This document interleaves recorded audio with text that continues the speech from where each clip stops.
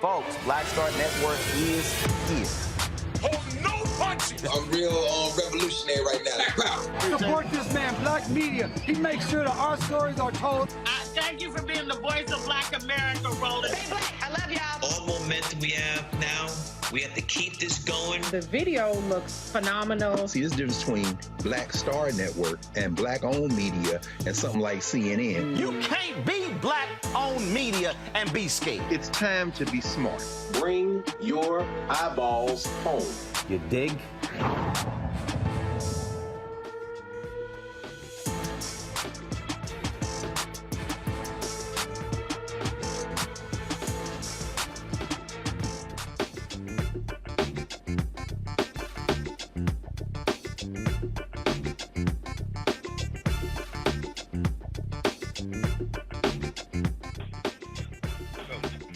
Today is Tuesday, October 25th, 2022. Coming up on Roland Martin Unfiltered, streaming live on the Black Star Network. I'm back in Swainsboro, Georgia, where we have, of course, focusing on the critical midterm elections. 8 days in, massive turnout in Georgia. More than 1 million people have already voted early. Republicans are already saying, see, voter suppression, but they're still lying. So we will, of course, talk about that and talk to some folks here about what they're doing to drive turnout in this city, but also in this county and in this region. We'll also talk with the mother of the young black man shot and killed in Mississippi. They still are demanding answers from police as to what happened to Jaylen Lewis. That is the 5th officer-involved shooting by the state police force created by Governor Tate Reeves, a larger law enforcement presence in the predominantly black capital city of Jackson, Mississippi. A Russian court has rejected the appeal of WNBA star Brittney Griner. She will begin a 9-year prison term in that country. Also, 2 right-wing political operatives, they have pled guilty to making robocalls to dissuade black folks from voting. Again, they targeted Michigan as well. Folks, we're going to talk about that and much more. It's time to bring the funk. I'm Roland Martin Unfiltered on the Black Star Network here in Georgia. Let's go. He's got it. Whatever the miss, he's on it. Whatever it is, he's got the scoop, the fact, the find. And when it breaks, he's right on time and it's rolling. Best believe he's knowing. Putting it down from sports to news to politics. With entertainment just for kicks, he's rolling.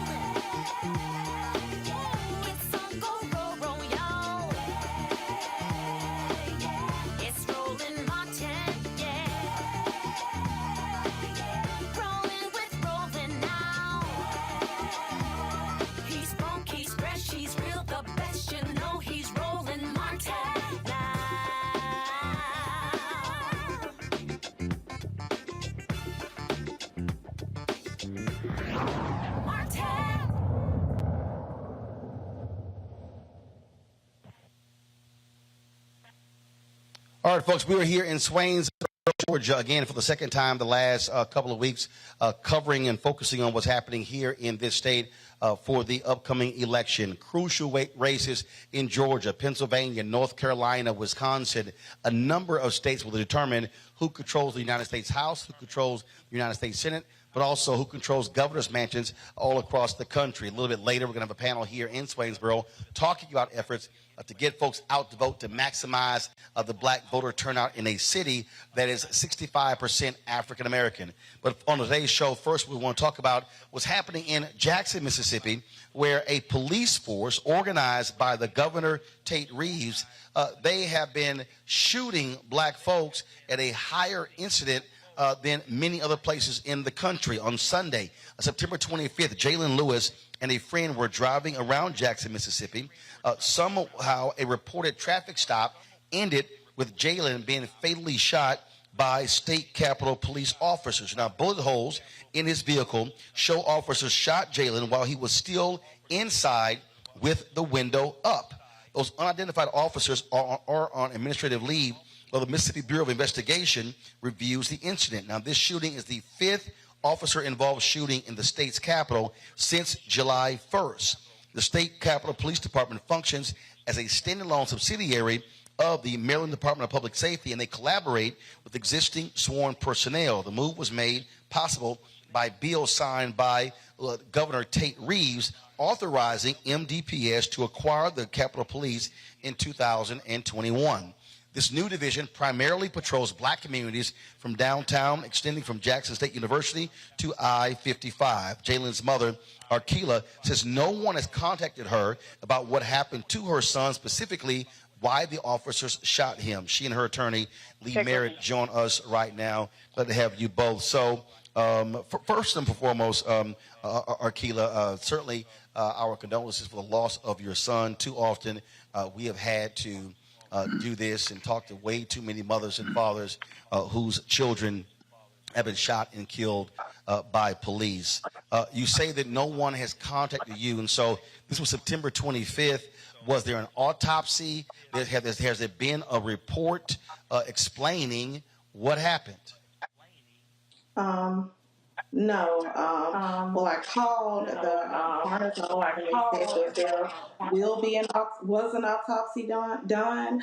However, they said that I'm entitled to one, but they're not ready to release it yet because it's still under investigation. Other than that, I have not been contacted by anybody, and even with that information, I had to reach out to someone. So police say that he was driving around. Have they even given a reason why the car was stopped? No, sir, they have not. Lee Merritt, what in the world is going on here? I mean, we're talking about September 25th. That's a month ago. How is it that there's no information on how her son was killed?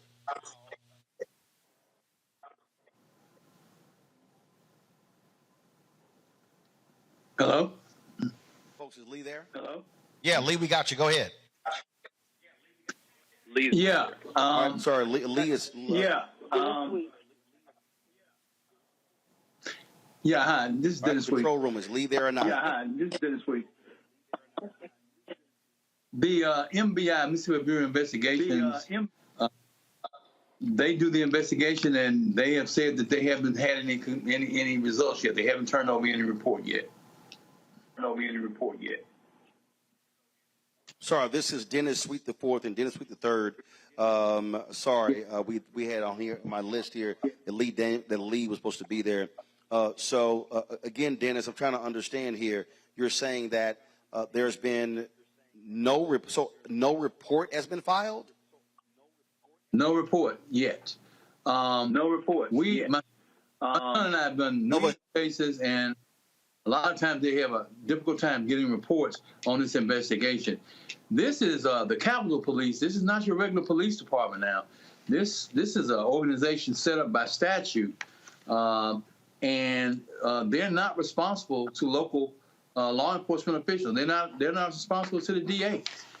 This is the Mississippi Capitol Police. Now, these are special contract agents. And this bill was set up July 1st, 2022.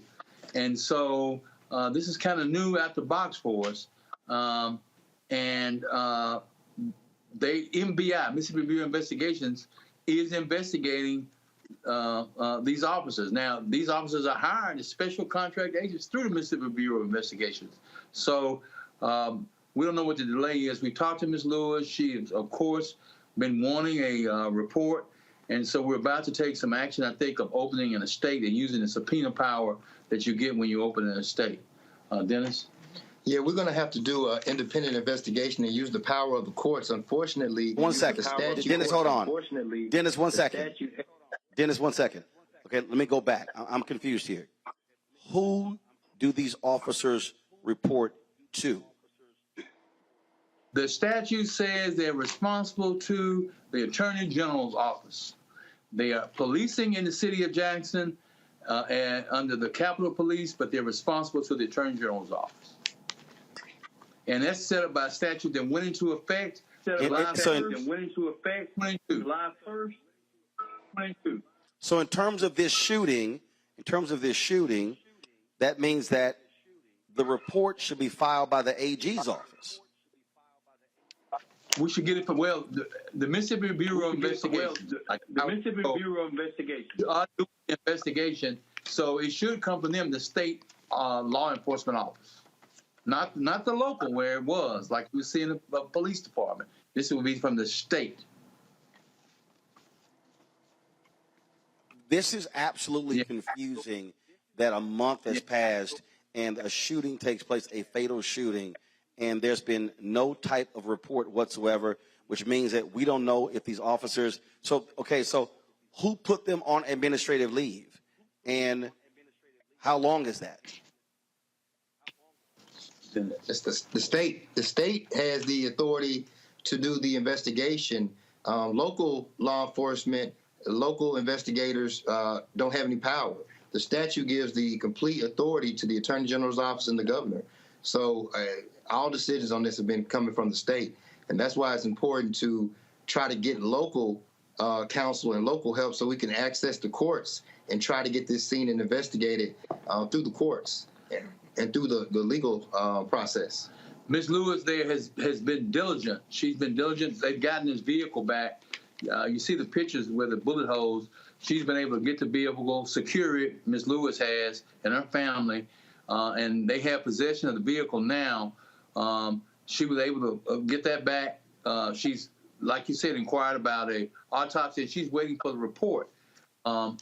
So the legal action we have now would be to use her and open an estate form and use the subpoena power of the court. We're hoping that they'll have something in the next couple of weeks. And Ms. Lewis has been down. We've counseled with her. And so we'll have to use our power, subpoena power of our courts to get this information. Hopefully they will have something. But as she said, she's been asking.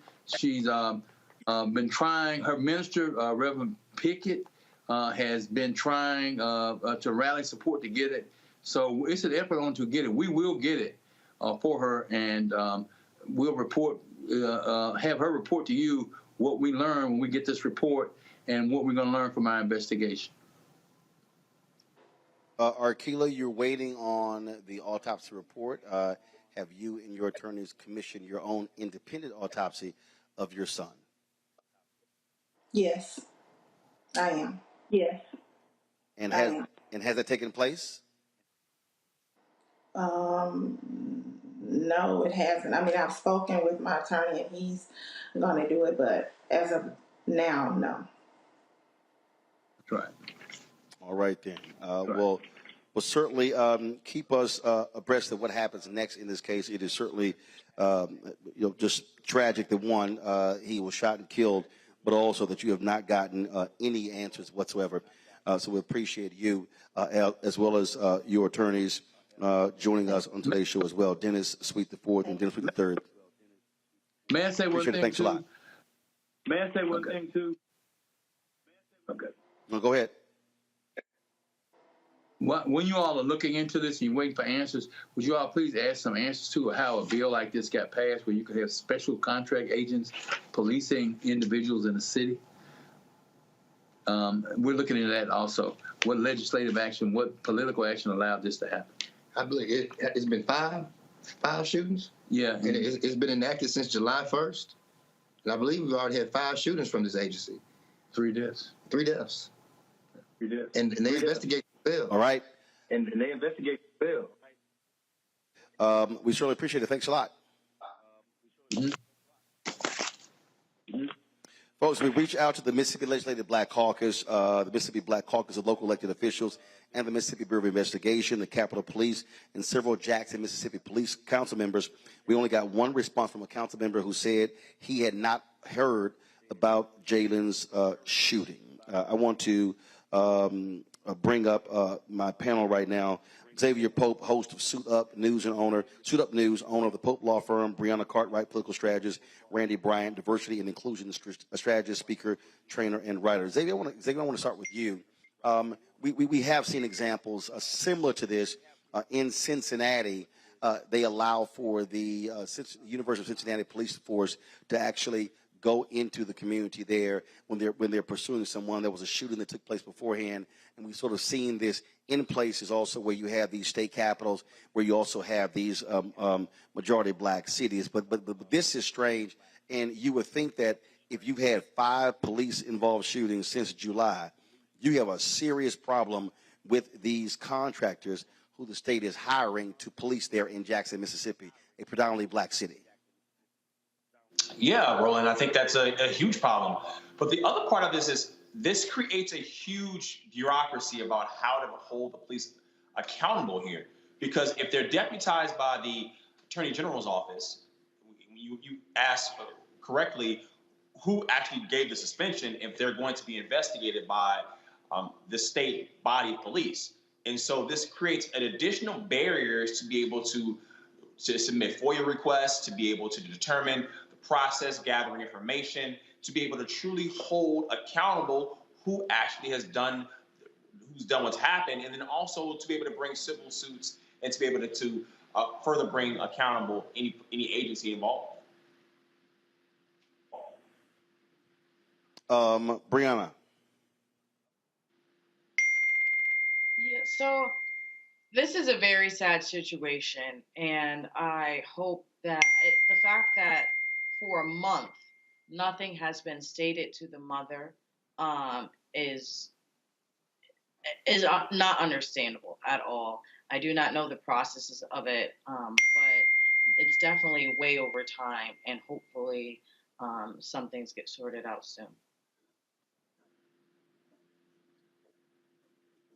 Again, we often see where you have these red states where they want to intercede in the power of local government, but there's no way in the world anyone can defend 5 police-involved shootings since July and not think there's a fundamental problem there with the state police in Jackson, Mississippi. And it definitely seems that there are red states that are majority black. You know, Jackson, Mississippi is almost 85% African American. And it seems that these are the areas that you're seeing these kind of side policing going on of our people. Just this week, a study came out that said that Mississippi is the most dangerous state in America right now. And I think people would be surprised by that. And Jackson specifically, the most dangerous city. And it's because of cases like this that are, you know, where people are allowed to go unchecked. And there's almost like this private policing of Black people going on. And so it's quite scary. Indeed it is, and so we're certainly going to try to get more answers from this. Got to go to a break. We come back. I want to talk about early voting taking place all across the country. I want to talk about what we're seeing in a lot of these places as we do a countdown. We are literally 14 days away from November 8th, Election Day, but early voting is taking place right now. So we'll talk about that and other news when we come back. Roland Martin Unfiltered on the Black Star Network, broadcasting live from Swainsboro, Georgia. Don't forget, folks, if you're watching on Instagram, YouTube, Facebook, hit the like button, hit the share button. We also want to see your comments as well. It's not that hard. It's free. Just simply click the button. Also, download the Black Star Network app. You can see this show, all shows live, the other 5 shows that we have on Apple phone, Android phone, Apple TV, Android TV, Roku, Amazon Fire TV, Xbox One, Samsung Smart TV. You, of course, can also join our Bring the Funk fan club. Your dollars make it possible. Plus, to cover the kind of stores all across the country. Checks and money orders go to P.O. Box 57196, Washington, D.C. 20037-0196. Cash App, $RM Unfiltered. PayPal is R Martin Unfiltered. Venmo is RM Unfiltered. Zelle is Roland at RolandSMartin.com. Roland at RolandMartinUnfiltered.com. And get your copy of my book, White Fear, How the Browning of America is Making White Folks Lose Their Minds. All bookstores, Ben Bella Books, IndieBound, Books A Million, Target. You can also get it at Barnes & Noble, Amazon, order through your favorite black bookstore, or download a copy on Audible. I'll be right back.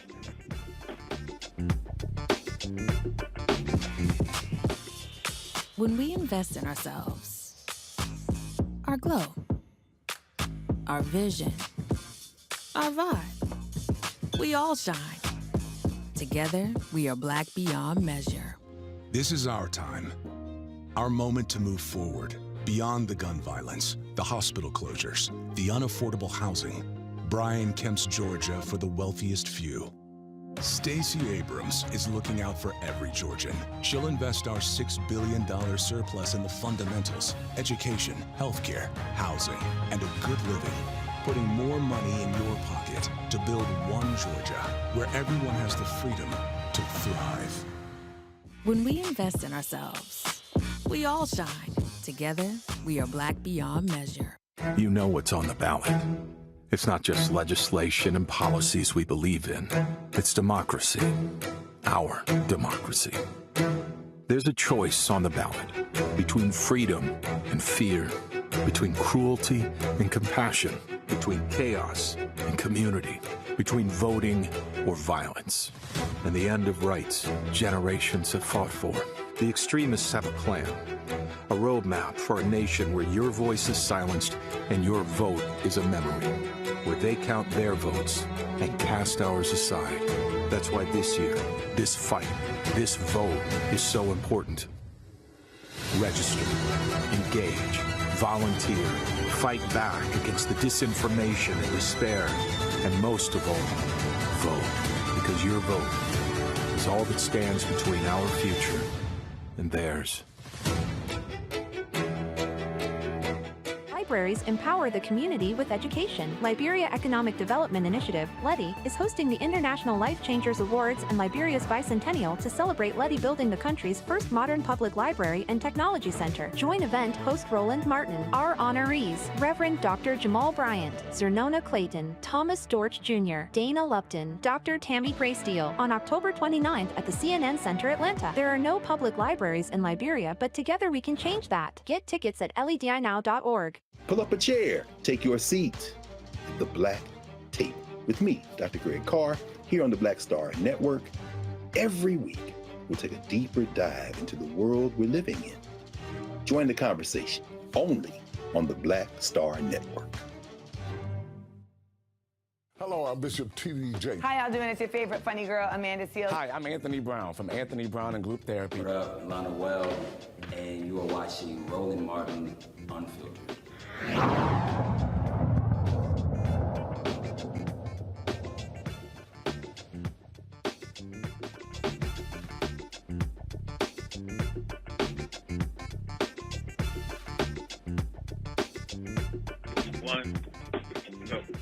All right, folks, welcome back to Roland Martin Unfiltered. We're here in Swainsboro, Georgia. A little bit later, we're going to be, of course, having another conversation here talking about the upcoming election, where we are 14 days away from Election Day. But the reality is voting has already started. A lot of major things happened last night in Florida. You had, of course, the debate between former Congressman Charlie Crist, former governor as well, against Governor Ron DeSantis. Tonight, big debate happening in Pennsylvania.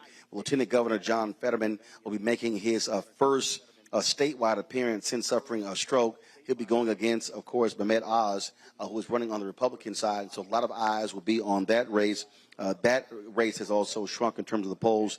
And I want to talk to my panel about that, this whole idea of polls. And so there are a lot of people, Brianna, right now, they get fixated on polling. And there are people who literally are watching it every single day, every single hour. And what I keep telling folks is there's not a single poll where anyone ever got elected, but you're guaranteed to lose a race if you don't focus on turning people out. And that's really what it boils down to, turning people out to the polls. And so this right now is about ground game. I don't even think if you're a voter right now, I don't believe you have people out there who are undecided.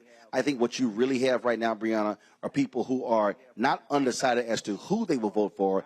They're undecided as to if they're going to vote. So it's really about a hard ground game, knocking on doors, making phone calls, sending text messages, having person-to-person contact that will determine turnout in this election. Absolutely. Obama did it perfectly, organizing 101, making sure people get out the vote. It's now October 25th, so a lot of people, it's too late to mail in the ballot. It should be dropped off in the ballot boxes. But you know, there's a huge amount of people who are still holding on to their ballot. They have a ballot, but they didn't turn it in. It's not too late. It's not too late. It's not too late, Brianna, depending upon your state. It's not too late. So, for instance, in Texas, early voting just started on yesterday. And so if you can't actually get to the you can't get to the ballot box, you can request. You got until Friday to actually get that application in. So it's not too late, depending upon where you live, to request a mail-in ballot and then to get it in. Go ahead.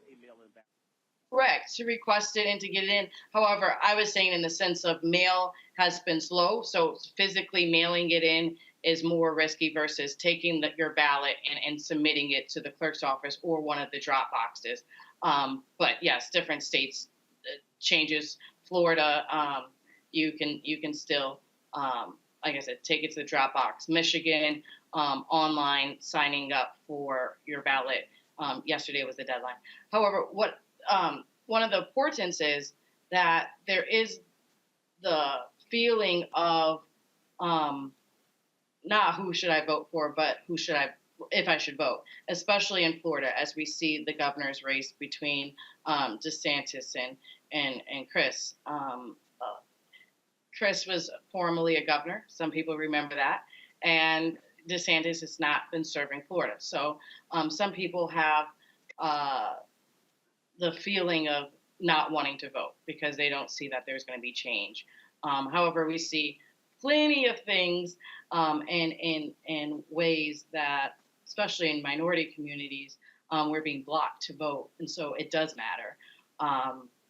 And it's just driving that conversation, having those one-on-one conversations at people's doors, at the supermarkets, but really driving people out to vote. Georgia, I'm currently in Georgia right now, and it's hitting already 2018 numbers. So we are seeing a lot of excitement and voting in Georgia, and hopefully that continues, and hopefully they've actually far exceeded. Brianna, they've actually far exceeded 2018, and they've exceeded 2018 numbers by 159%.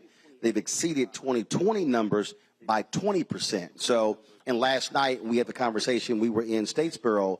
When you look at black turnout, folks, we are voting in some of the places in terms of at our numbers, and in fact, there's a very small gap between black men and black women, and so all of these folks who were prognosticating, Xavier, that black men were not turning out, well, they all lied, because the numbers are very clear that they're actually turning out. So we are seeing a tremendous amount of response, and now we're tracking what's happening in these other states like North Carolina, like you have there in Texas as well. Some places like Alabama, they don't have early voting, but again, that's what we're also looking at, Xavier. Again, that, and this is what I keep saying. All of the people who spend their time paying attention to mainstream media, they care about process. This is why you must talk to black-owned media, because we were not freaking out about black men turning out. Roland, I think black people know what's at stake, and black men specifically know what's at stake. because you just started out the show with a young black male being shot and killed. We know this is the reality in this country. And to discount black people not knowing the conditions that we are facing and the fascist white nationalists take over to take us back decades, we understand what's there. And I think this station is coming for a rude awakening, seeing on some of these early turnout numbers that black people are here to save this republic once again. Randy, we're seeing also the intimidation going on. There's drama happening in Arizona where you have these white militants dressed in fatigues, carrying guns, bulletproof vests, who are fixated on a ballot drop box. In fact, there have been standoffs there. In fact, there's going to be a court hearing tomorrow in federal court dealing with the voter intimidation case. That's going to be at 1 p.m. Arizona time, seeking a temporary restraining order against those individuals. And what I have been warning folks, and again, especially African Americans who are choosing to ignore or sit out this election, to understand what is happening on the right. They are angry that Donald Trump lost. He has unleashed these evil forces across this country. And now what you're seeing is you're now seeing armed individuals who are literally intimidating folks. And this is not going to be just one case. You're also seeing folks challenging voters for no reason whatsoever in places like Georgia, because the law was changed to allow anyone to challenge a voter based upon literally nothing.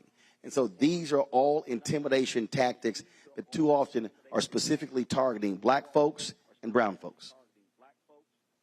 Right. And if ever we had a question of how important it is that we get out there and vote, we should see what Republicans are doing to stop us from doing it. We should recognize the power that we have. I mean, already more than 9 million Americans have done early voting in this midterm, which is beautiful.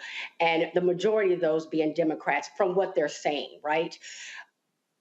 They don't want that to happen. Red state conservatives do not want that to happen. They're doing everything in their power to intimidate us, from having us arrested to creating lies that, this information can show up on our credit reports, be used against us. And it's simply not true.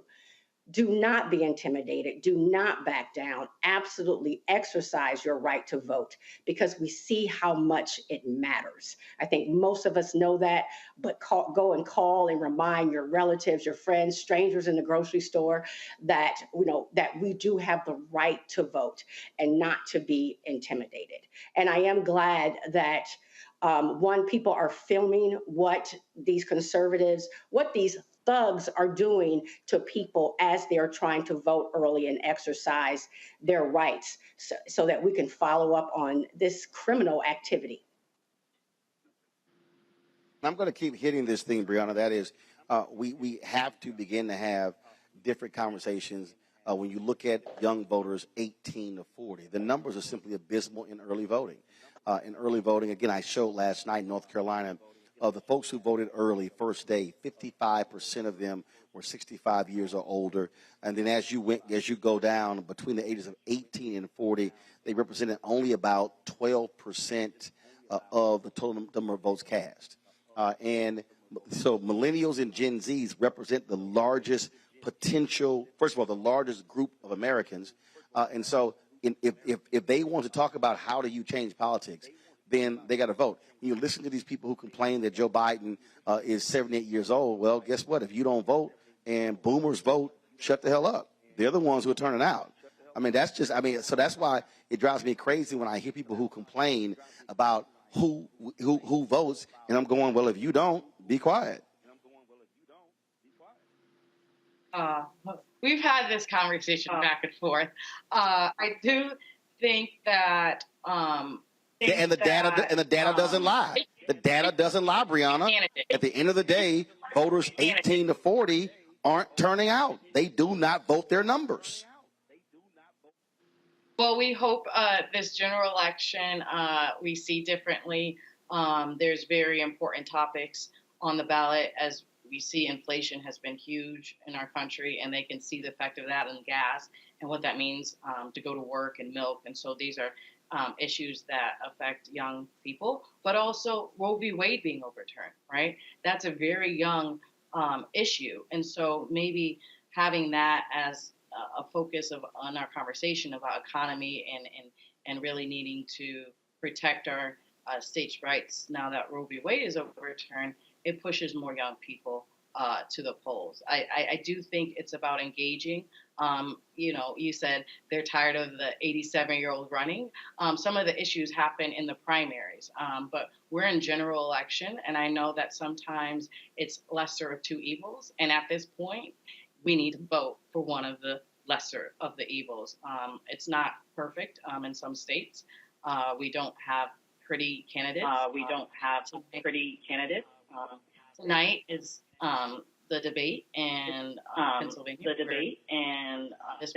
And okay, Brianna, what does that mean? What does that mean? We don't have.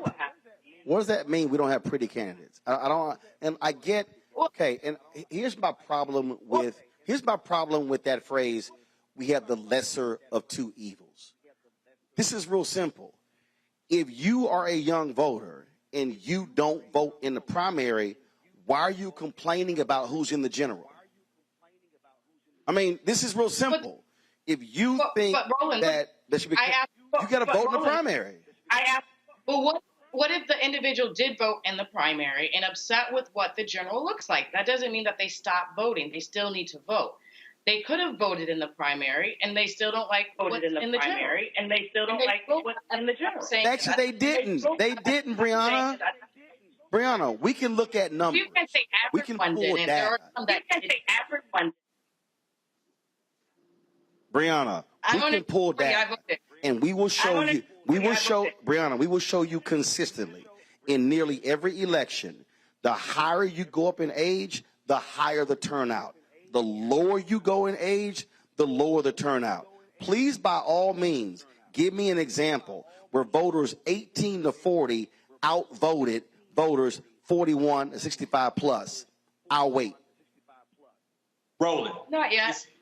But we're not done. Roland, it's not about the pretty candidates. It's about how voters vote.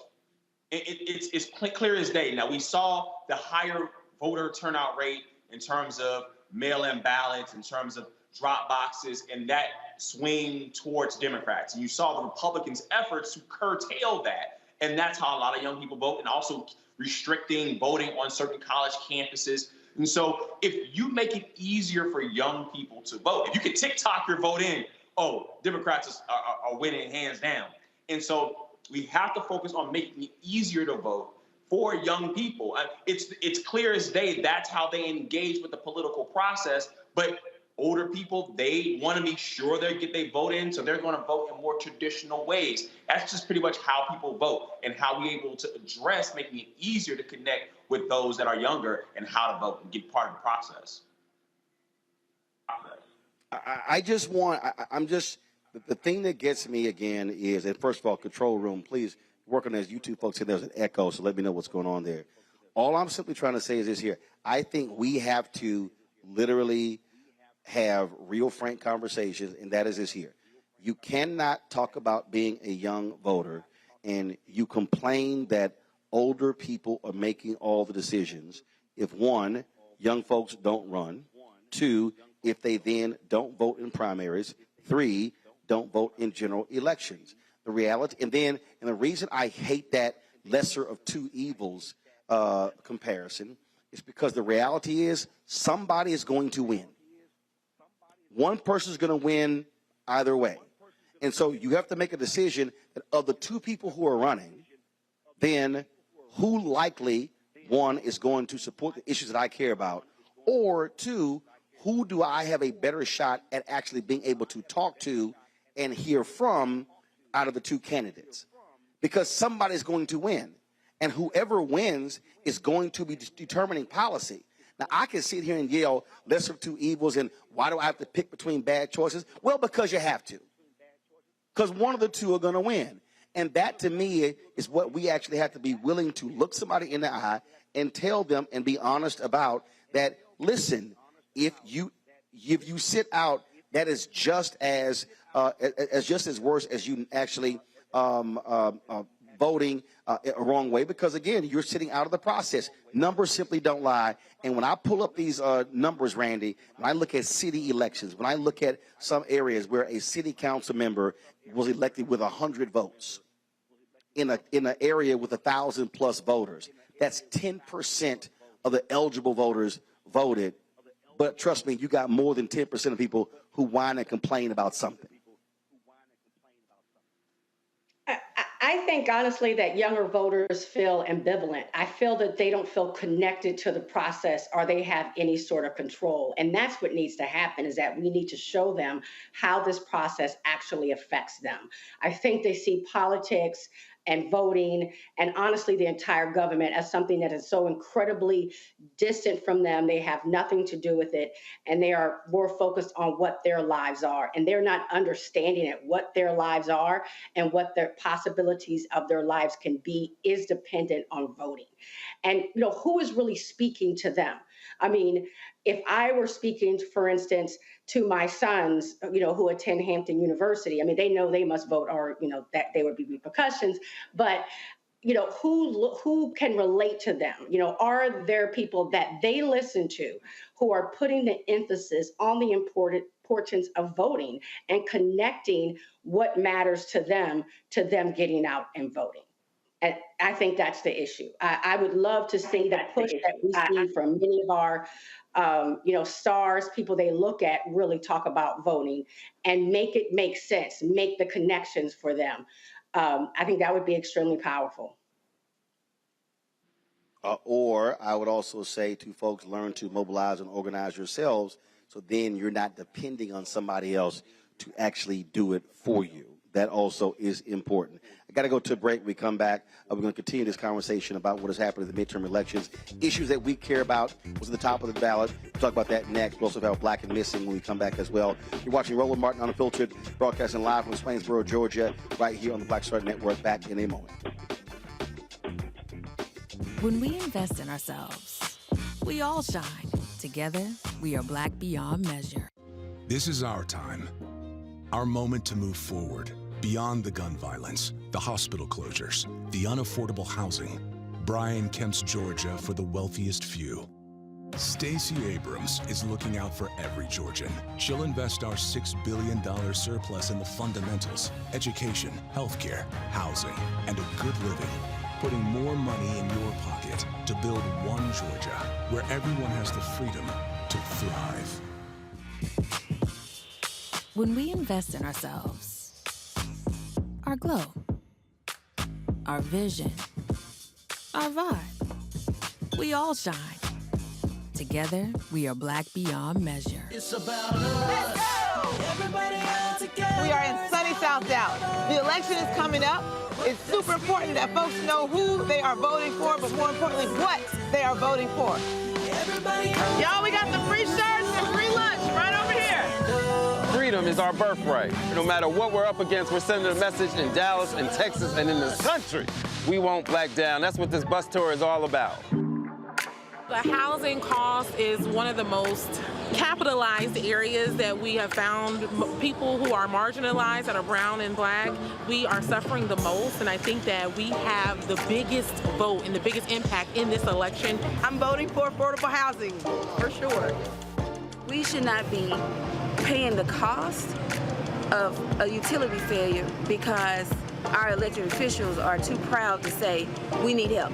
I know that we can bring out our people to vote. It's a part of our birthright. Right. It's a part of our heritage, and surely it's a part of our present and part of our future. That's right. That's what's up.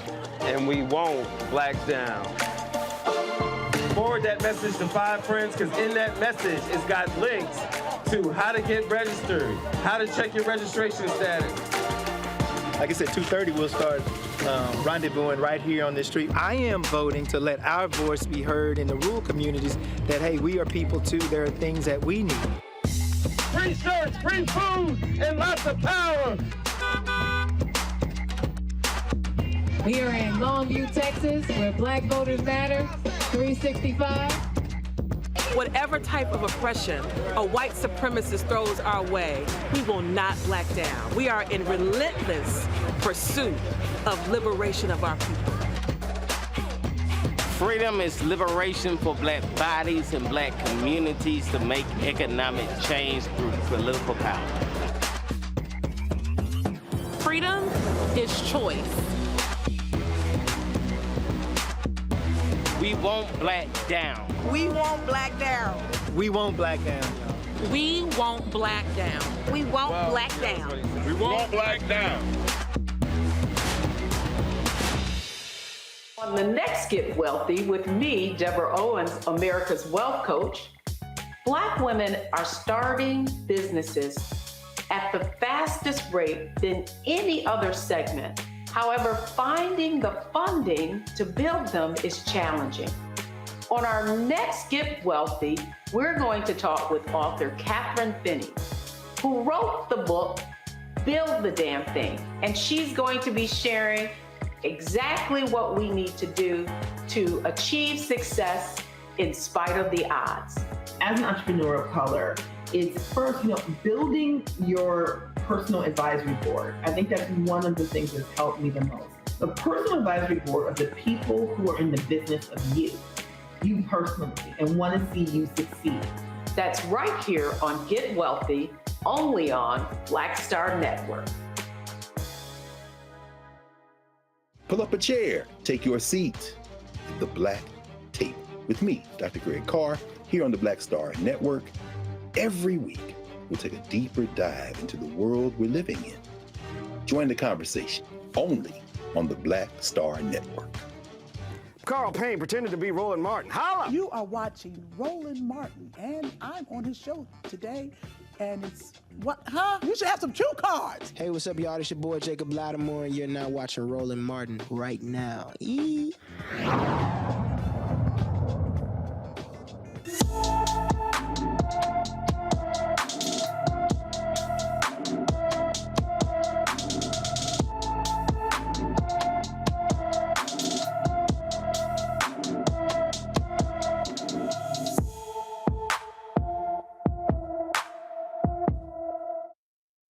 Go.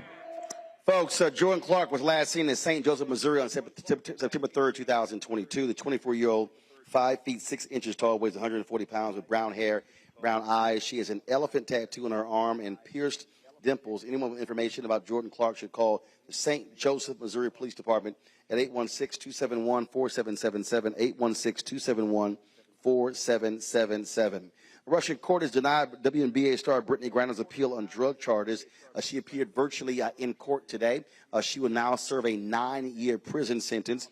Negotiations continue to actually get her back. She's been there more than 6 months after she was arrested with cannabis items in her luggage when she went to Moscow to play for Russian Basketball League. State Department spokesman Ned Price made a public statement earlier in the month that securing the release of Brittney Griner and Paul Whelan remains a priority for the Biden administration. 2 conservative activists pled guilty to a multi-state 2020 election robocall scheme today in Cuyahoga County Common Pleas Court. It's in Cleveland. Jacob Warhol of L.A. and Jack Berkman of Virginia both pled guilty to 1 count of telecommunications fraud. They made 67,000 illegal robocalls in Midwestern states with election misinformation. The fraudulent calls told recipients their personal information will be sent to law enforcement, debt collectors, and be forced to get vaccinations if they voted by mail. The campaign led the Federal Communications Commission to seek a record-breaking $5 million fine against Warhol and Berkman. New York and Michigan are currently pursuing separate charges against the 2 for robocalls made to those states. They face up to a year in prison. And so isn't it interesting, Randy, that we hear all these conservatives talk about voter fraud and there's no voter suppression when here you have 2 prominent conservative activists who are fully engaged in spreading misinformation. And I keep saying that one of the things that we are most susceptible to, that kind of misinformation being targeted by Republicans and their operatives. They are pulling out all stops to stop us from voting. Like we said earlier, I mean, they will not, there doesn't seem to be a bottom for them. There seems to be no standard, no morality, and they certainly seem to get away with a lot of this. I'm glad to see that these two were at least convicted and now are going to be felons. I'll be interested to see if they actually paid a fine that some are asking them to pay. But there's just no bottom for them, and it's interesting that they're searching and trying to accuse us of voter fraud, where they're doing this on a mass scale. I mean, they have a system to keep us and hold us back. And I noticed, Xavier, I don't see any tweets from GOP chairwoman Ronna McDaniel thanking law enforcement for the guilty plea there. You notice they're kind of quiet? Just saying. It's forever going to be cricket, Roland. The reason is this. This isn't about election fraud or quote-unquote election integrity. This is behind the whole replacement theory politics that has gripped the Republican Party. This is about a cultural election being stolen. This is what we want to do. This is how we want to rule. I mean, your book is plain as day. It's talking about white folks losing their mind. It's really about this white fear. And that is, we're willing to call people, threaten them with credits being messed up or go to jail. We're willing to have election forces to come out to do voter intimidation, people with guns. This isn't about democracy. This isn't about what's legal. This is about rule. This is about power. This is about how do we do it, now they're just openly doing it, hoping that they will get away with this, hoping to get a pardon, hoping to get past some kind of way. And that's what we're seeing. It's not based in the law. It's in intimidation. It's in taking over. That's what it's all about. The thing here, Brianna, when we talk about, again, what we see, these are the type of tactics that have long been targeted African Americans, sending flyers with the wrong election date, things along those lines. But now what we're seeing is far more sophisticated efforts where they're using algorithms, how they gerrymander districts, and again, how we are being targeted in terms of being able to suppress our numbers. And I see a lot of gloating as well from Republicans in Georgia by saying, "Oh, what happened to the voter suppression? Look at the record turnout." Well, first of all, black folks been jumping over hurdles for a very long time. But just because we still turn out doesn't mean the hurdles should always be put there. Correct. There's far too many hurdles, and they keep on pushing the bars. For example, in Georgia, you're not allowed to have water in the lines. The fact that, there's long lines in the first place. So then we try to encourage our people to vote by mail. And then they make different rules about mails. And they keep on making it harder and harder. And I think it's a valid point that we need to try to push on making it easy and making sure we vote. That's the most important thing. We keep on talking about it, but emphasizing even the young people need to vote, even if they don't like the candidates. And, we have homecoming come up. Just had homecoming in a lot of HBCUs past weekend. We have a lot of trunk or treats coming up in churches. That's a great way to make sure that people know the right information. The sad part is they used all that money, and robocalls used to be a technique that campaigns would be able to use to spread information and names, and they were able to take that and use it against. So they're taking a lot of the strategies that help to get the right information out, the right candidates, and destabilizing us to not be able to use it for good. It's now being used for evil. So we have to reinvent different ways that we're connecting to the community to make sure that they get out to vote. All right, then. Brianna, Randy, and Xavier, we surely appreciate it. Thanks a bunch for joining us on today's panel, folks. When I come back for this break, we have our conversation here in Swainsboro, Georgia, talking about election in this state, talking about turnout also in this city. And I got to pose the question to the folks assembled here. How in the hell are we in a city that's 65% black and they never had a black mayor? I need somebody to answer that question when we come back. You're watching Roland Martin Unfiltered on the Black Star Network. Be sure to download the Black Star Network app, available on all platforms: Apple phone, Android phone, Apple TV, Android TV, Roku, Amazon Fire TV, Xbox One. You can also support Samsung Smart TV as well. You can also support our show. Join our Bring the Funk fan club. Every dollar you give goes to support the show. P.O. Box 57196, Washington, D.C. 20037-0196. Cash App, $RM Unfiltered. PayPal is R Martin Unfiltered. Venmo is RM Unfiltered. Zelle is Roland at RolandSMartin.com. Roland at RolandMartinUnfiltered.com. And you can also get my book, White Fear, How the Browning of America is Making White Folks Lose Their Minds. Available at bookstores everywhere. Amazon, Barnes & Noble. Order through your favorite black bookstore. You can also, of course, download it on Audible. We'll be right back.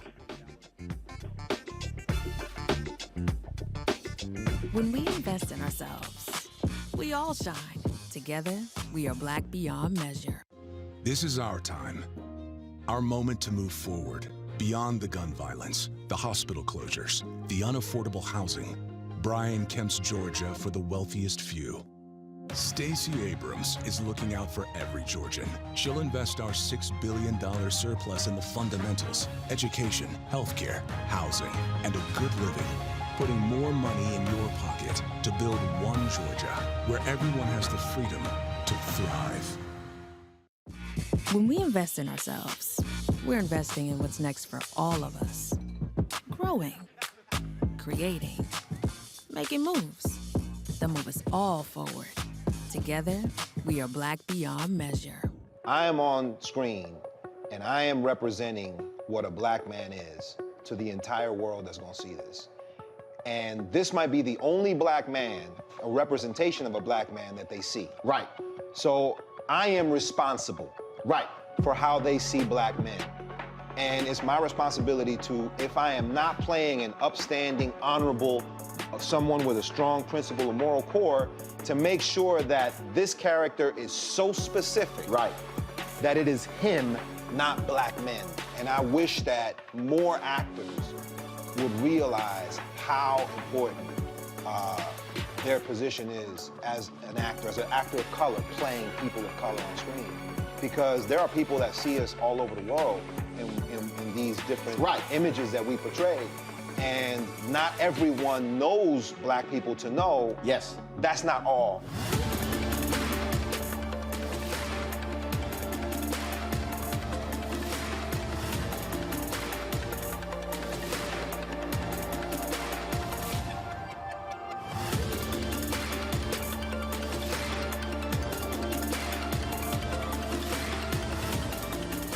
Libraries empower the community with education. Liberia Economic Development Initiative, LEDI, is hosting the International Life Changers Awards and Liberia's bicentennial to celebrate LEDI building the country's first modern public library and technology center. Join event host Roland Martin. Our honorees: Reverend Dr. Jamal Bryant, Zernona Clayton, Thomas Dorch Jr., Dana Lupton, Dr. Tammy Graysteele, on October 29th at the CNN Center, Atlanta. There are no public libraries in Liberia, but together we can change that. Get tickets at ledinow.org.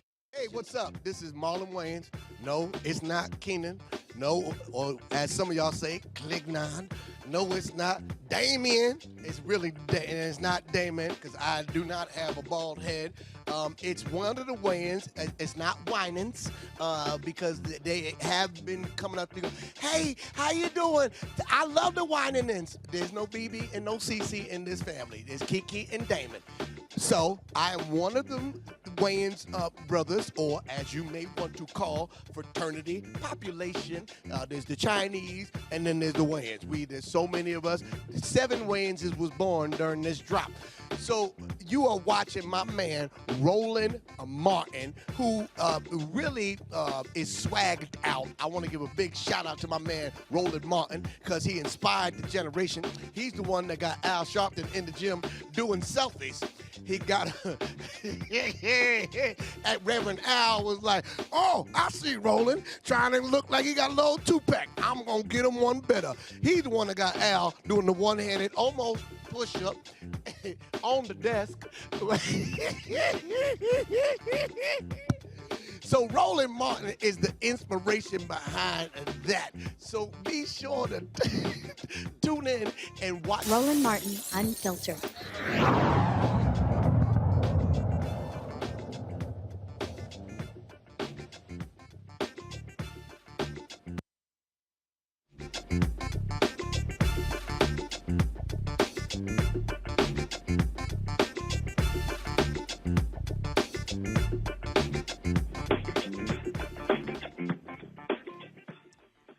Good evening, everyone. Come on, let's generate some excitement here. Good evening, everyone. Thank you so much for being here, here in the wonderful city of Swainsboro, Georgia. We are more than delighted to be back with none other than Roland Martin. Give it up for Roland. We will formally introduce him later, but we're going to kick this off with just a couple of things. One, you know, I got to do my shameless self-promotion for the Local Matters podcast. You notice I'm wearing a shirt here, Local Matters. Local Matters is a radio program that comes on WKZK in the Augusta area, 103.7 FM, 1600 AM, and I discuss state and local government matters. We cover candidates, we cover issues, and it's our goal to make sure that you're a more informed voter and a better engaged citizen. So if you like that kind of stuff, please go to Facebook. If you're on Facebook, please follow the Local Matters Podcast of Georgia on Facebook. Always trying to generate a number of followers so that you can take advantage of the great information that we provide on local matters. With that out of the way, I want to do something that we always need to do when we congregate, and that is to pray. So I am going to invite Elder Delmas Mosley. He's proprietor of the Mosley Funeral Home here in Swainsboro to give us our opening prayer. Let us bow our heads, please. Father, in the name of Jesus, we give you the praise and honor for your goodness and your mercy and your grace. Oh God, we ask that thou would bless this occasion. Give us knowledge, wisdom, and understanding as we go through this process. Bless the participants, oh God, in a special way. And the audience, Lord, give us open ears that we might hear and understand in the name of thy Son, Jesus Christ. And we give you the praise, and the people of God say amen. Amen. Amen. Amen. Our next program participant is doing double duty tonight. She is Mayor Pro Tem Bobby Collins. She is going to give us her greetings, and then she's also going to serve as one of our panelists. Mayor Pro Tem, please come up. Or do it from right there. We can bring you the mic. We'll bring you the mic, Mayor Pro Tem. Oh, she's got it already? All right, great.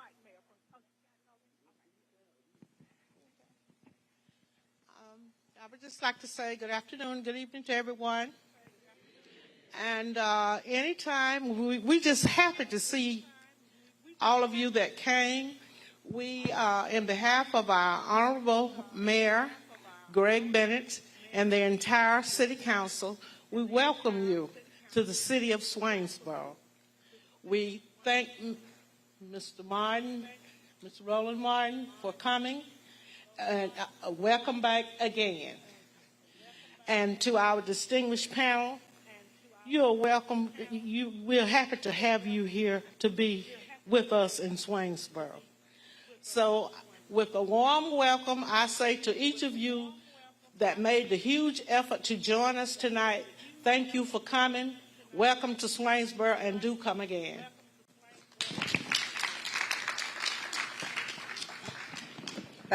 Thank you, Mayor Pro Tem. Before we get started with our panel discussion, we have somebody who has driven all the way from Atlanta, Georgia, to be in Swainsboro tonight, and that is one of our candidates for the office of Georgia Insurance Commissioner. She was successful in winning the Democratic primary for that office, which means that she has earned the privilege of running in November for that office. Here she is. Now our first names are spelled the same. I'm Janice. She's Janice. Miss Janice Laws Robinson, please come on up. Good evening, Swainsboro. How are you this evening?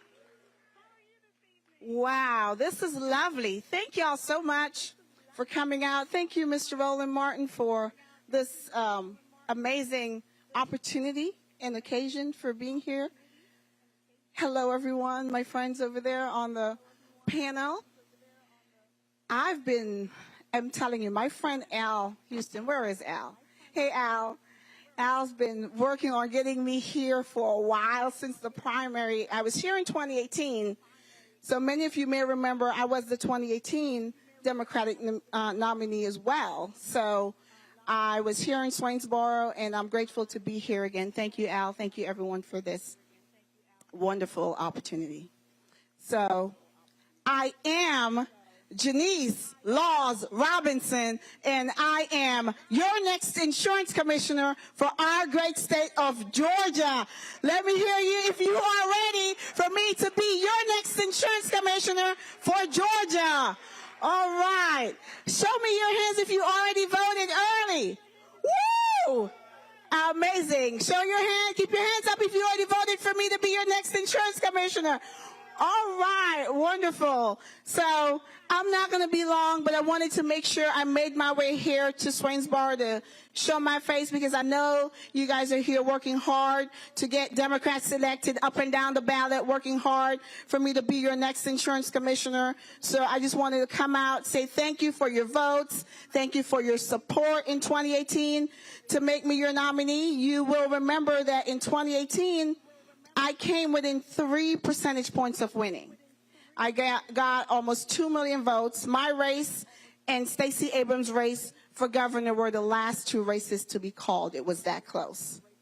And so the person that won my race for insurance commissioner lasted about 6 months and is currently sitting in federal prison. So we have, the current governor has appointed an insurance commissioner. And under his watch, we've continued to see our rates, auto insurance rates, climb through the roof. Our home insurance rates climb through the roof. And insurance companies continue to take advantage of the most vulnerable among us. And so I'm committed to this fight. I'm not new to this. I'm true to this. I've been working with Georgia families just like you for more than 2 decades, working to protect you and your family and to keep premiums in your pocket, not the big insurance companies. And so when I stepped up to run in 2018 is because I was tired of watching everyday Georgians struggle to make these premiums and to watch to see claims get denied left and right. Your policies get canceled because you've had a claim. All of these issues that just happen every day, and we don't have a voice. We don't have anyone at the state level standing up for us and fighting for us and holding these insurance companies accountable. So if you're ready for change, I know you already voted, so I'm preaching to the choir. I'm asking you to tell your friends, your family, if you're tired of overpaying for car insurance, if you're tired of overpaying for home insurance, if you're tired of not having access to quality, affordable health insurance, quality, affordable health care, if you're ready to see an insurance commission that's going to work with Governor Abrams to expand Medicaid, you've got to vote for Janice Laws Robinson. Because I'm the only candidate in this race that is licensed in all lines of insurance, that is experienced, that knows how to navigate the industry, knows what you're dealing with, and is ready to fight for you and your family. I promise you the current insurance commissioner that's been appointed is not going to do it. Because if he was going to do it, he would have already done it. Because he's had time to do it, and he is not. Allstate just took a 40% rate increase. 40% in a 12-month period. And all he had to say was he's disappointed that Allstate took advantage of a loophole in the law. And, if you're insured with Allstate, call your agent to find out why your rates went up. That's ridiculous. I promise you that as your next insurance commissioner, these insurance companies will have to justify every single rate increase to me. And if they can't justify to my liking, they will see me in court. I will stand up to them, I will challenge them, and I'll make sure we have fair and affordable rates here in Georgia. It is time. It is time that you have representation, because insurance impacts all of our everyday lives. Raise your hand if you pay car insurance. Raise your hand if you pay home insurance. Health insurance. Exactly, you get the point. So it impacts all of us. And this office typically just flies under the radar and goes unnoticed. But I've been calling attention to this race since 2018. We did well. We had a very narrow loss. So this time, we are committed to crossing the finish line. And I know that with your support and your votes, we're going to get it done. We're going to send Senator Warnock back to Washington. We're going to elect Stacey Abrams as governor. And we're going to elect Janice Laws Robinson for insurance commissioner, and Democrats up and down the ballot, because this is our year. This is our time. I'm ready to do it. I know you're ready. So let's get it done. Thank you so much. Janice Laws Robinson, your next insurance commissioner. Thank you so much.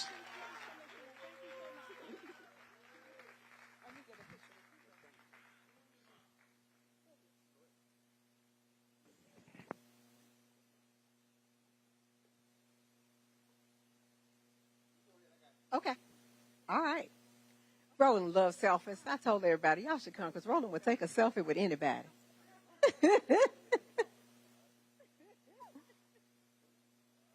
All right. Thank you so much. Again, that was Janice Laws Robinson, Democratic candidate for insurance commissioner in the state of Georgia. All right. It is now time for me to introduce our esteemed panel. A couple of these folks actually were with us a few weeks ago when we did this before, and we were asked, or they were asked to come back again this time around. So we appreciate them giving of their time and energy to come back to Swainsboro for this important discussion. The first panelist I want to introduce, I'll try to get them in order. This is someone that is no stranger to anyone in Augusta, Georgia. He is State Senator Harold Jones II. He was elected to the Senate in 2014. He represents the 22nd senatorial district in Georgia, which includes most of Richmond County, to include my house. So he's my state senator. Senator Jones serves as the Democratic whip. He is also secretary of the Ethics Committee and has served on the Economic Development and Senate Rules Committees. In 2004, he was elected as the first African-American Solicitor General for Richmond County. In 2008, he was reelected to that office. As Solicitor General, Senator Jones handled misdemeanor crimes and strived to balance representation of the state with advocacy for victims and to maintain policies that apply standards of fairness and equality for all concerned. Senator Jones earned his bachelor's degree from the South Carolina State University in 1991, and he also is a graduate of the North Carolina Central University Law School. He is also a former adjunct professor at Georgia Military College, Payne College, and Voorhees College. Thank you so much, Senator Jones, for being here.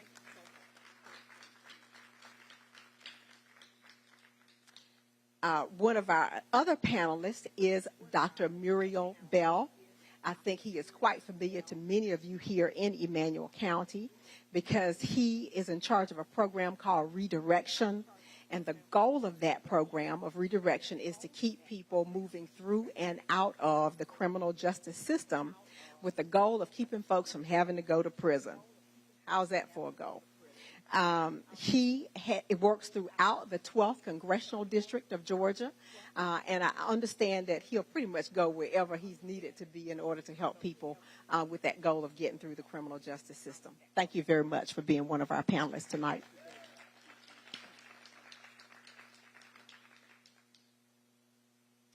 Our next panelist is State Senator David Lucas Sr. He was born in Peach County, Georgia, and earned a bachelor's degree in political science from the Tuskegee Institute, which is where my son just graduated too. So y'all got that in common. Got a Juris Doctorate degree from Mercer University. He is a member of the Georgia State Senate from the 26th District, having served since 2012. He is a member of the Democratic Party and also served in the Georgia House of Representatives from 1975 until 2011. In addition to his long political career, Senator Lucas was an outstanding athlete at Appling High School and at Tuskegee University in the late 60s and early 70s. He is also the father of comedian David Lucas and gridiron football player Al Lucas, who died during a game while playing for the Los Angeles Avengers. And of course, last but not least, Ms. Bobby Collins, very, very familiar to you all as you all's Mayor Pro Tem, who was a last-minute ad. So I'm sorry I don't have as much biographical information on her, but we know that she is going to represent you quite well just the same. Thank you so much for being here, all of you. There is one more order of business that we have to take care of before we get this panel going, and that is to formally introduce the star of the hour. You want to skip that? You want to skip that? But your frat brothers back here want to introduce you. Okay. Okay. All right. You ain't got to introduce me. That's a big old sign. They can Google me. That's just a waste of time. Let's get right to the conversation. We ain't got to do all that. You don't know me, Google me, you'll just read it. Don't worry about it. I got a long bio. Go to RolandMartin.com. All right, here's the deal. 2 weeks left. 2 weeks left. The question I have for y'all, anyone can jump in here and answer. How is the mobilization effort, organization effort going here to drive people? Are you looking at the numbers every day? Are you studying them, seeing where people are to get them to vote early as opposed to waiting for Election Day? Anybody? Yeah, I think the mobilization efforts right now are going pretty well. We had an issue. We had to actually open up another precinct in Augusta to make sure that we dealt with lines that were actually forming our one precinct for early voting. So now we'll actually have a couple of more open. But of course, the numbers themselves kind of show that the early voting mobilization, as far as Democrats are concerned, is there. But it's actually a three-pronged battle. Number one is the absentees, which is there. Of course, early voting, but we also have to remember to continue to mobilize for Election Day, too, because you have persons who are going to still be voting on Election Day. And if you look at it, we've been winning the absentees almost 50-50 as far as early voting is concerned, but we have not necessarily won the Election Day over the last few elections. So it does not end just because the numbers look good now. We have to continue to make sure we go forward. So on the absentee ballot part, I mean, obviously, folks have requested them, but what is being done to remind them what is happening? I mean, are you using media? Is there text messaging going on? Are you phone banking? Or reminding people what's happening there? Chasing ballots. That's basically what you call it, is chasing ballots. So whether you actually go to door to persons that the absentees actually been sent out, but also at the same time, as you mentioned, text messaging now is a little bit more familiar than actually doing the robocalls. That actually has been more successful. So you have two ways to chase ballots, actually more than that, but the two that I'm seeing is actually physically going, if you have a good team to do that, and we found that a lot of organizations are doing that, actually knocking on the door and say, hey, we know you receive your ballot, and another aspect of it is also text messaging to remind persons to get it in. Anyone else? Yeah, Martin, in Macon, Georgia, we're up 20% in early voting. And we've been knocking on doors, but I've been making phone calls, and I've been driving folks to the poll. The most amazing thing is when I go get them, the conversation is, you mean tell me my senator come to take me to the poll to vote?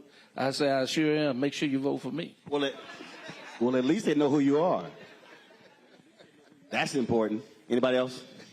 Yes, I think we here in Swainsboro, we have different civic organizations that's been done. They did a voter drive, and after that, I think there have been signs erected and campaigning for the candidates, urging our citizens to vote. And I think that I too personally have been urging the importance of voting. I did an announcement to my church congregation, where I serve as clerk. But and then too, I think Facebook has been doing a whole lot, and people have been texting and that type of thing. We're also trying to do and push and making sure on Election Day that people have a ride to vote, getting out to vote. Some people don't have a ride, don't know how to get there. Encourage the churches and other people to make sure that you contact whoever need to get to the polls to vote. So churches, vans, and et cetera, other organizations trying to get together to make sure everyone has the opportunity to get out and to vote by any means necessary. So I often talk about data, and I'm always looking at numbers. And when I look at, obviously with early voting, I talked about this a little bit earlier, you see obviously older voters who are turning out. And so do you have, last time I was here, you had some students who were here as well. I mean, are you seeing activism that's specifically targeting young voters in this city, in this county, in this region, to get them out to the polls? What I'm actually seeing is that the push is to reach the younger voters, even some of those that are just being registered to vote, is to encourage them, to try to show them that their vote matters.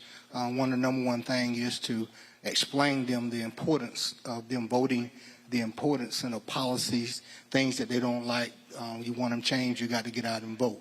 So there's a push to reach the younger voters, to change their mindset on what they believe, that they vote do not count. So we are trying to reach them in their own language, in other words, meet them where they're at, and to just get them to understand things better. Yeah, and I would actually say the same thing. For instance, in our county, we actually are having a rally tomorrow, which will kind of help with that. And also, our chairman actually is in his 20s as far as the local Democratic Party is concerned, and he also has been kind of spearheading that. But certainly, we can always do better. But I think also from a statewide perspective, when he's talking about from a Democratic perspective, I am seeing some things, especially more so in the metro area, metro Atlanta area, trying to reach out to that area. But of course, it's always a difficult task. It ain't easy. Yeah, and earlier today, I had a conversation with a brother who owns a barbershop here, and he was talking about that one of the issues also that he's experienced here, the number of individuals who are of age, but they've been incarcerated. And he said, look, you may say you got 65% black population here, but what's the percentage of people who are eligible to vote as well? He said, that's one of the issues, because he said he just got his. He said he was got his first felony conviction when he was 14 and just got his right to vote just 3 years ago. And so when you think about that, that's also part of the deal. So when we're having these conversations with young folks, especially young brothers, the actions that they take early in life is going to have an impact on whether they can now vote on those issues later. Well, and also what had just happened here in this particular district, coming up even in November, and we just had one in Toombs County throughout this 12th district, is that we are offering something what we call the expungement. People that have a record to come in the DA office and the sheriff office along with the clerk and sitting down with them, and those that come in and say, hey, if you got a record, we're going to help you get it expunged. This is coming to Emmanuel County next month.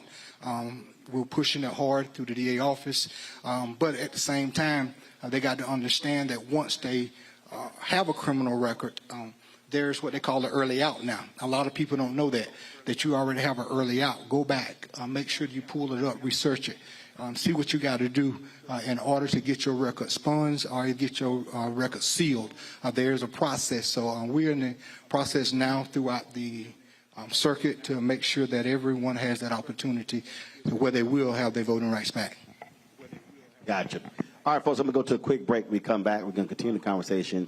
But I do want to talk about organizing and mobilizing. I want to talk about organizing here in this area as well, beyond the election, because obviously so much focus is on that. Certainly, we would love to see Senator Raphael Warnock reelected for a full 6-year term. Love to see Stacey Abrams become the next governor. But what a lot of people have to understand is what needs to happen after the election, even if the candidates that we like don't win. And that, to me, is also a huge problem that I think we have in black communities all across the country. You're watching Roland Martin Unfiltered, broadcasting live from Swainsboro, Georgia, the Black Star Network. Back in a moment.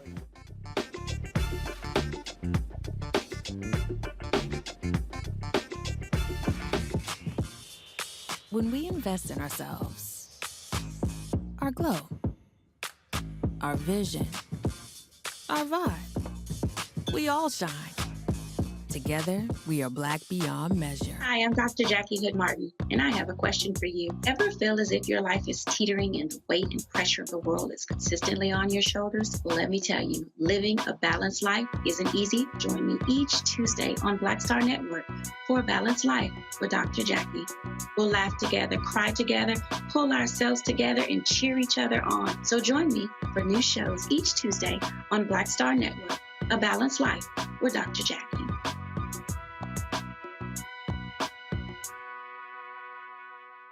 When we invest in ourselves, we all shine. Together, we are Black beyond measure. You know what's on the ballot. It's not just legislation and policies we believe in. It's democracy. Our democracy. There's a choice on the ballot between freedom and fear, between cruelty and compassion, between chaos and community, between voting or violence, and the end of rights generations have fought for. The extremists have a plan, a roadmap for a nation where your voice is silenced and your vote is a memory, where they count their votes and cast ours aside. That's why this year, this fight, this vote is so important. Register, engage, volunteer, fight back against the disinformation and despair, and most of all, vote, because your vote is all that stands between our future and theirs.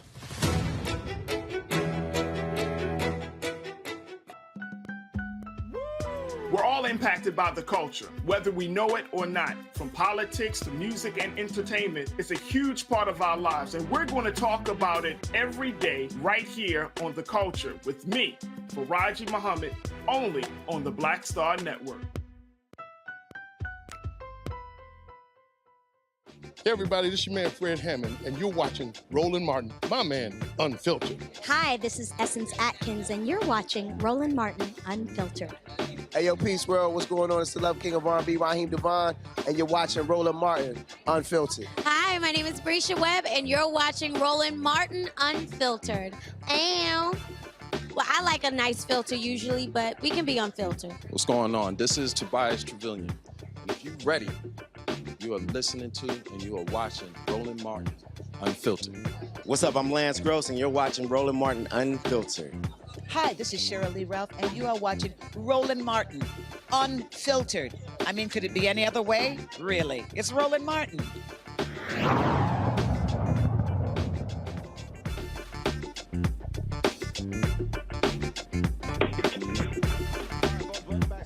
Georgia, glad to be back here at the City Auditorium. Thank you so very much. I went to the break and I asked this question in terms of mobilizing, organizing after the election. And I think that really is one of the big fundamental problems that we often see.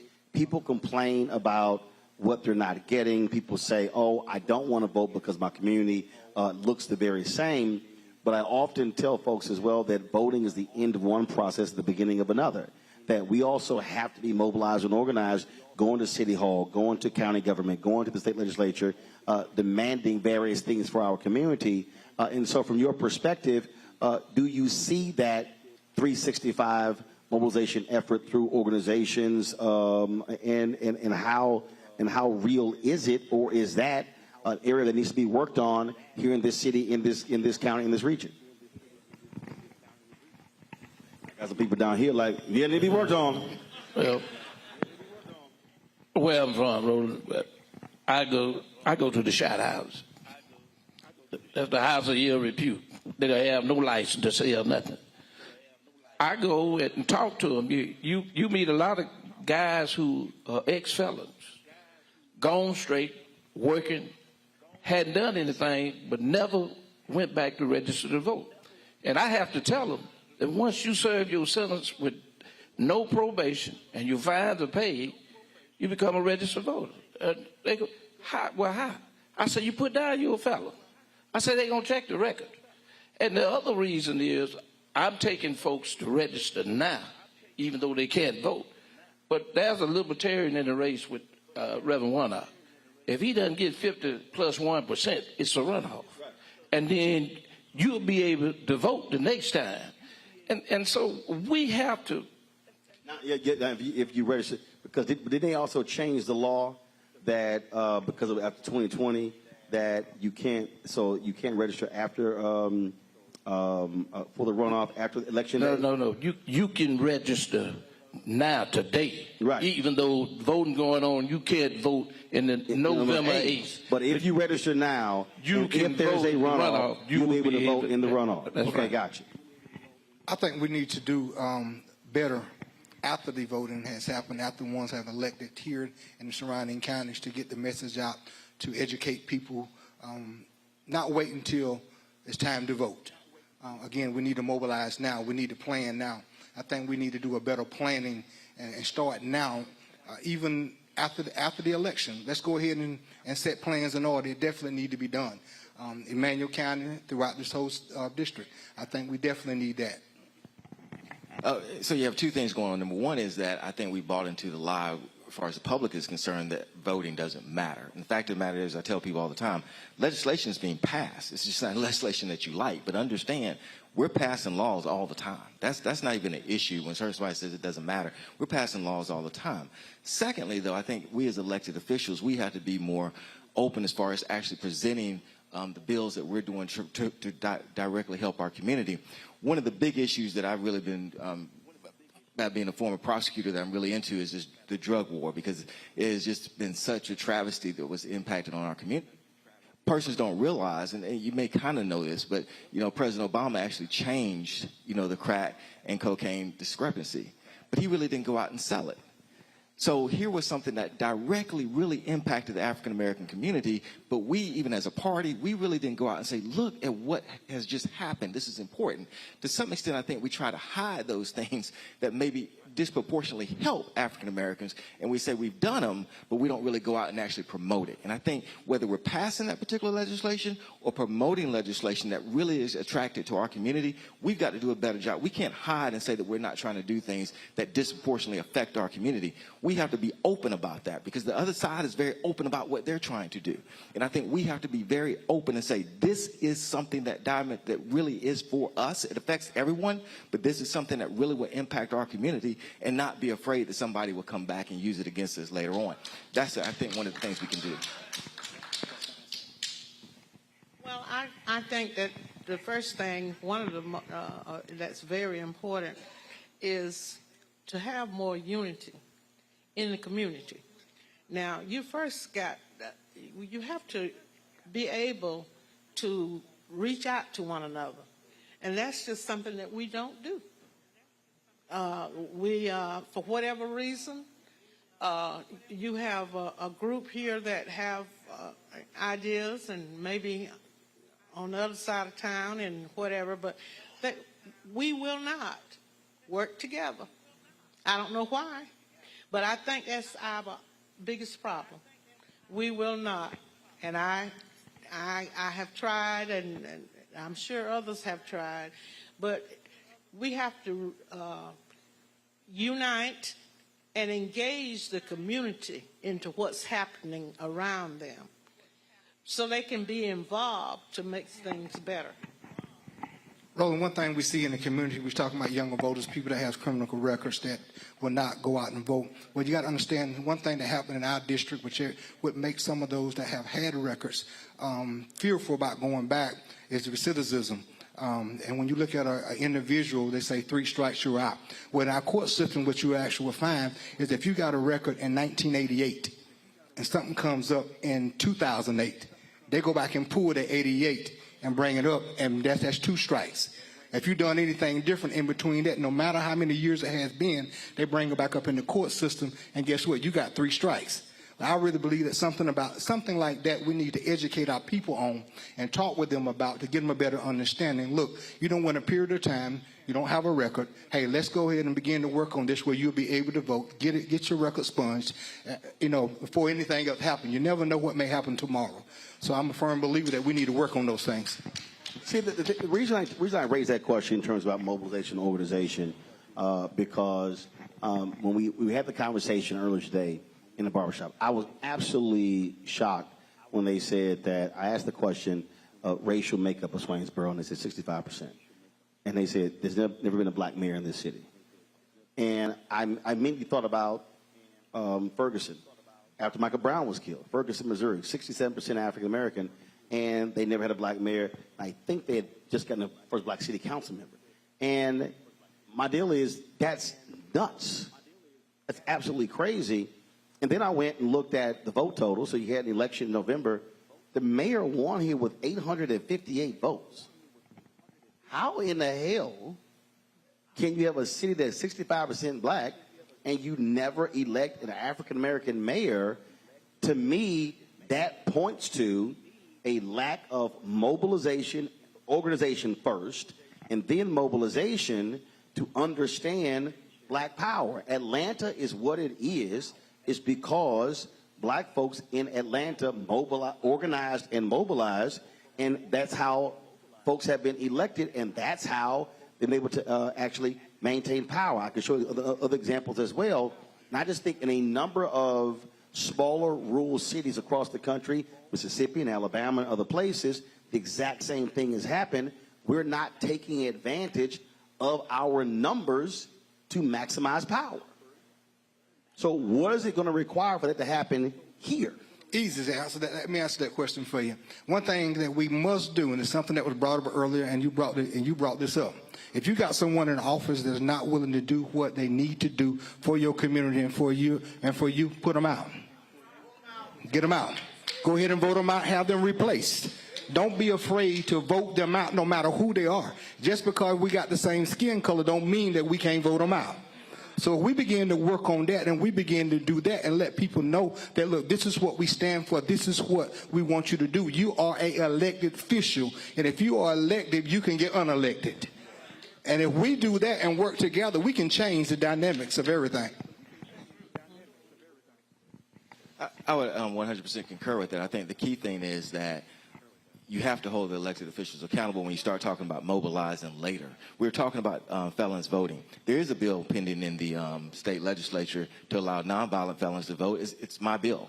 There's a bill to lower the penalty for marijuana. That's my bill. Here's the point that I'm making. You have to hold folks accountable. In other words, if I represent the district that I represent, of course I represent everybody. The district I represent, though, is over 60% African American. If I don't present bills like that and try to pass them, I should be held accountable on that. This is where I would say that the public sometimes misses the boat on things. And here's the thing. You allow us as elected officials to come to you and say, well, if I present this, then I can't get other things done. You allow us to hide behind getting things done without presenting things that may actually affect our community a little bit more. Don't allow us to do that. Don't allow us to do that. The fact of the matter is I told you about those two bills, but I've also passed other legislation in the Georgia Capitol. My point is this. Don't allow somebody to hide behind, I can't get anything else done if I push these issues. It's not true. It's not true. But I will tell you this. I said when I got elected solicitor, I was the first African-American solicitor, if I never hired one African-American, I don't think anybody would have held me accountable for it. Nobody would have held me accountable. You've also got to do that, too. As the doctor said, don't let us off the hook, because we will try to play that game with you.